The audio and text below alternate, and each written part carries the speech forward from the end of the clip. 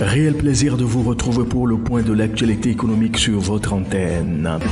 Démarrons au Kenya où le producteur de thé Nunuti Factory a entamé le 1er décembre la construction d'une unité de fabrication de thé orthodoxe.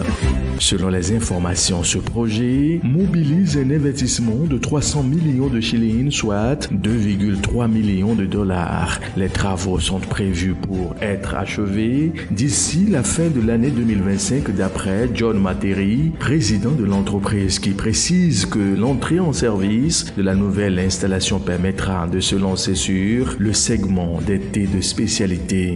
Cet investissement intervient dans un contexte où le gouvernement promeut la création de valeur ajoutée dans l'industrie du thé, affichant pour ambition de parvenir à exporter au moins 50% de thé transformé de marque au cours des 5 prochaines années. Dans la première économie d'Afrique de l'Est, les recettes tirées des exportations kenyanes de thé ont grimpé de 31% à 1,2 milliard de dollars en 2023.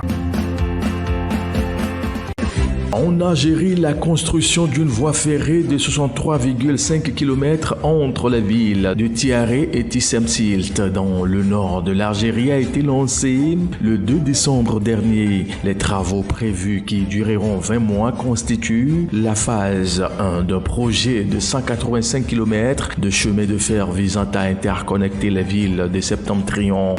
Le réseau transportera des passagers et des marchandises à une vitesse allant jusqu'à 160 km/h. Ces travaux entrent dans le cadre d'une feuille de route du gouvernement qui a dévoilé en janvier un plan d'investissement de près de 432,64 milliards de dinars, soit un peu plus de 3,2 milliards de dollars US pour construire de nouveaux chemins de fer. L'objectif est de mailler le territoire algérien de rails dans la perspective d'un transfert modal qui réduira la pression sur les routes et facilitera le fret des productions agricoles, industrielles et minières. Au point 3 de l'actualité économique de ce jour, notez que la Russie a pour objectif d'expédier 1 million de tonnes de blé à destination du Maroc au cours de la campagne de commercialisation de 2024 et 2025 qui s'achèvera en juin prochain. C'est ce qu'a révélé le président du conseil d'administration de l'Union des exportateurs de céréales le 2 décembre dernier, qui précise que les expéditions ont également atteint 650 000 tonnes.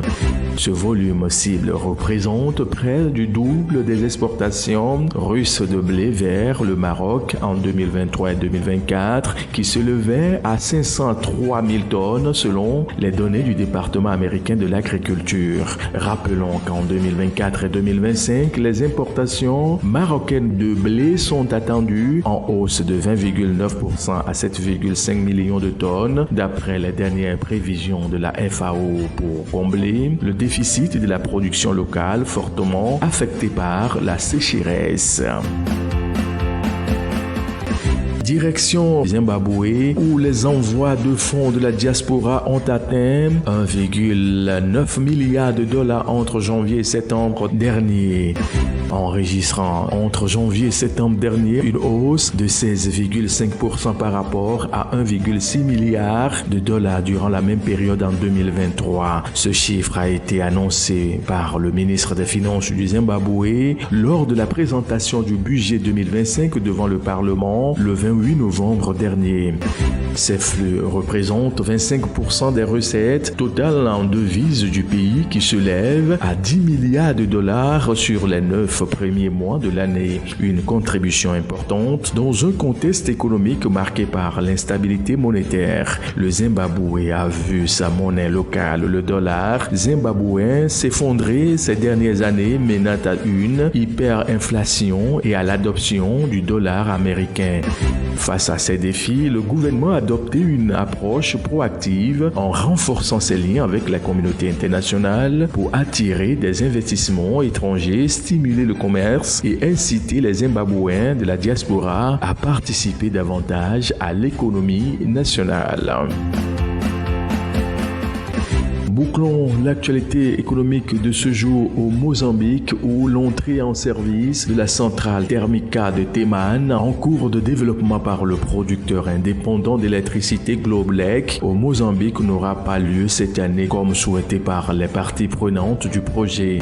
C'est ce qui ressort d'une information publiée le 2 décembre dernier. La mise en service de l'infrastructure destinée à fournir 450 MW d'électricité via l'exploitation de ressources gazières issues des gisements de Pandé Teman opérés par la compagnie sud-africaine Sasol et sa partenaire locale ENH est désormais attendu au troisième trimestre 2025.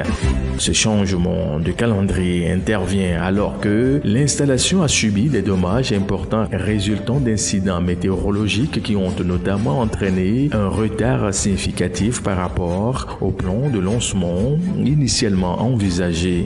Cette dernière constitue pour le Mozambique une opportunité d'élargir l'accès à l'électricité à environ 1,5 million de ménages tout en rehaussant la capacité d'approvisionnement électrique sur le territoire national d'environ 14%.